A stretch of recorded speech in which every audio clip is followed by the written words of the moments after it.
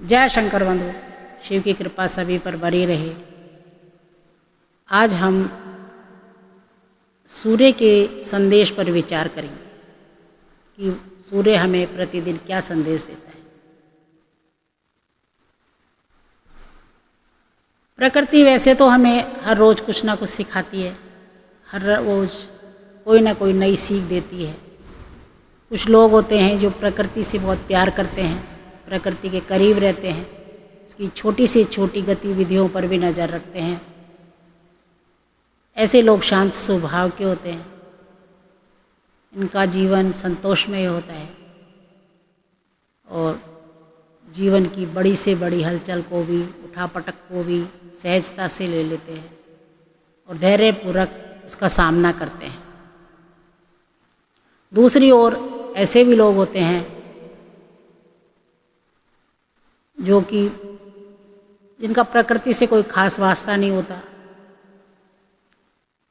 और ऐसे लोग ज़्यादातर क्रोधी स्वभाव के होते हैं। उनका जीवन भी ज़्यादा संतोषमय नहीं होता।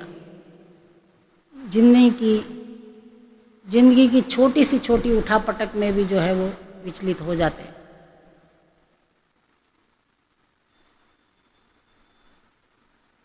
प्रकृति हमें रोज़ कुछ ना कुछ संदेश जरूर देती है। अब हम सूर्य को ही ले लेते हैं। सूर्य प्रतिदिन पूर्व दिशा में उदय होता है, पश्चिम में अस्त हो जाता है। कुछ लोगों का मानना है कि ये तो हर रोज़ होता है, इसमें कौन सी बड़ी बात है, इसमें क्या संदेश है। परंतु ये बहुत बड़ी बात है, इसमें बहुत बड़ा संदेश है। आज हम उसी बात पर विचार करें।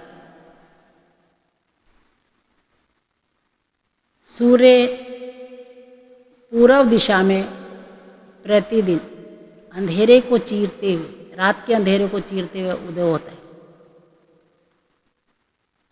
और जब सूर्य उदय होता है उस समय आकाश में एक लालिमा फैल जाती है, एक आभासी फैल जाती है। शांत वातावरण में हलचल पैदा हो जाती है, जीवन को गति मिलती है। हर किसी को एक नया उद्देश्य, नया दृष्टिकोण मिलता है, नई ऊर्जा मिलती है और हर कोई अपने लक्ष्य की ओर निकल पड़ता है। जब सूर्य उदय होता है तो बहुत ही मनमोहक होता है। हर कोई सूर्य को नमस्कार करता है और अपनी श्रद्धा के अनुसार पूजा पाठ भी करते हैं। कहते हैं उगते सूरज को सभी नमस्कार करते हैं। इसी प्रकार एक बच्चा, एक बालक जब किसी परिवार में जन्म लेता है तो उस परिवार के शांत वातावरण में भी एक हलचल सी पैदा हो जाती है। नई खुशियाँ फैल जाती हैं, नई खुशियाँ आती है। दादा दादी, माता पिता और भी कई रिश्तों को नई दिशा मिलती है, नया उद्देश्य मिलता है।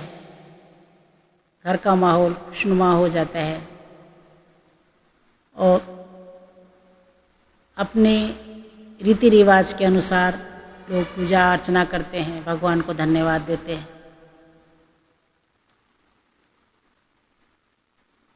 पूजा अर्चना करते हैं और भगवान को धन्यवाद देते हैं। सूर्य भी पूर्व दिशा में उदय होकर अपने परिक्रमण पथ पर जब आगे बढ़ता है तो उसका तेज बढ़ने लगता है और बढ़ते बढ़ते उसका तेज दोपहर के 12 बजे करीब इतना हो जाता है कि उससे नज़रें मिलाना भी मुश्किल हो जाता है। ये सूर्य का चार्म होता है, शिखर होता है इसके तेज का। यहाँ 12 बजने के बाद सूर्य यहीं से ढलना शुरू होता है, परंतु उसका तेज 1:30 से 2 बजे तक बना रहता है। इसके बाद इसका तेज ढलना शुरू हो जाता है और ढलते ढलते शाम के समय जब सूर्य अस्त होने को होता है उस वक्त वो अपनी सारी ऊर्जा, सारा तेज खो चुका होता है और फिर से एक लाल बॉल की तरह नज़र आता है, मासूम सा। उस वक्त सभी उससे नज़रें मिला सकते हैं। इसी प्रकार एक बालक भी जन्म लेने के बाद धीरे धीरे बड़ा होता है, गिरता है, पड़ता है, रोता है, हंसता है और अपने लक्ष्य की ओर बढ़ता है।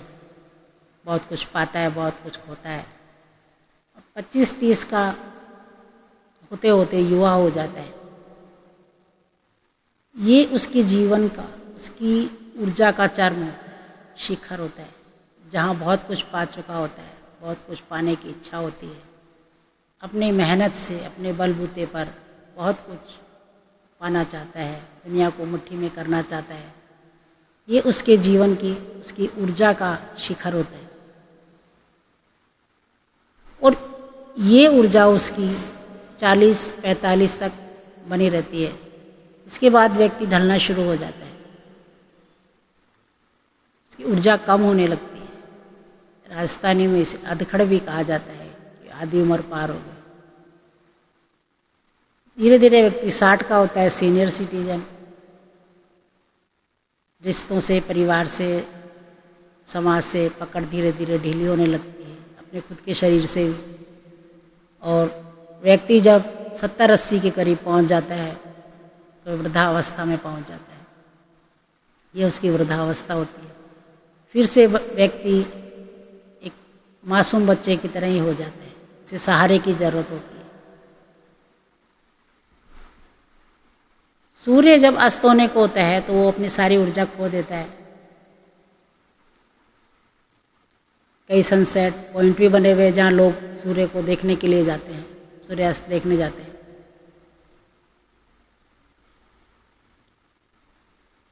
बचपन से कहावत सुनते आए हैं कि उगते सूरज को सभी नमस्कार करते हैं, परंतु अस्त होते सूर्य को कोई नहीं। परंतु मेरे विचार से ऐसा नहीं है। मेरे विचार से अस्त होते सूर्य को भी लोग नमस्कार करते हैं। अस्त होते सूर्य को वो लोग नमस्कार करते हैं जो इस बात को समझते हैं कि सूर्य का उनके जीवन काल में क्या योगदान रहा, दिन भर में सूर्य ने उन्हें क्या दिया। इसे एक छोटे उदाहरण से समझ सकते हैं कि जब पूर्ण सूर्य ग्रहण होता है तो दिन में भी एक ऐसा कुछ पल के लिए अंधेरा छाता है कि ऐसा लगता है कि जिसे कि भयावह कह सकते हैं। ऐसा लगता है कि जैसे सब कुछ थम गया हो, सब कुछ ठहर गया हो, सब खत्म हो गया। और जिसने भी ये देखा है वो आसानी से समझ लेता है कि सूर्य का हमारे जीवन में क्या योगदान है, हमारे लिए क्या योगदान है। और जो व्यक्ति ये समझता है कि सूर्य का हमारे जीवन में क्या योगदान है, वो अस्त होते सूर्य को भी उसी आदर के साथ, सम्मान के साथ नमस्कार करते हैं। ठीक इसी प्रकार जब व्यक्ति वृद्धावस्था में होता है तो उसकी देखभाल से मान सम्मान वही लोग देते हैं जिनको ये एहसास होता है कि उस व्यक्ति का उनके जीवन में क्या योगदान रहा, उसने उनके लिए क्या किया। और जिन्हें यह एहसास होता है वो उसे उस अवस्था में भी आदर सम्मान देते हैं, देखभाल करते हैं। इसी प्रकार आज हमने सूर्य के माध्यम से अपने जीवन चक्र को देखा कि सूर्य प्रतिदिन हमें हमारा जीवन चक्र समझाता है कि जो व्यक्ति जन्म लेता है बड़ा भी होता है और उसका अंत भी होता है। तो क्यों ना हम अपने इस जीवन काल में ही कुछ ऐसा कर जाएं, कुछ ऐसा करें कि देश, समाज, हमारा परिवार हमें अंतिम समय में भी मान सम्मान दे और जाने के बाद भी याद रखें। मैंने आज आपसे सूर्य के संदेश के माध्यम से अपने जीवन चक्र को समझने की कोशिश की, आपसे बात करने की कोशिश की, अपने विचार आपके साथ शेयर किए। अगर मेरे विचार आप लोगों को पसंद आए हो, आपको कैसे लगे, कमेंट्स में ज़रूर लिखिए और मेरे चैनल को लाइक कीजिए, सब्सक्राइब कीजिए, मुझे सपोर्ट कीजिए। मुझे सुनने के लिए धन्यवाद और फिर हम किसी नई बात पर विचार करेंगे आपके साथ। जय शंकर।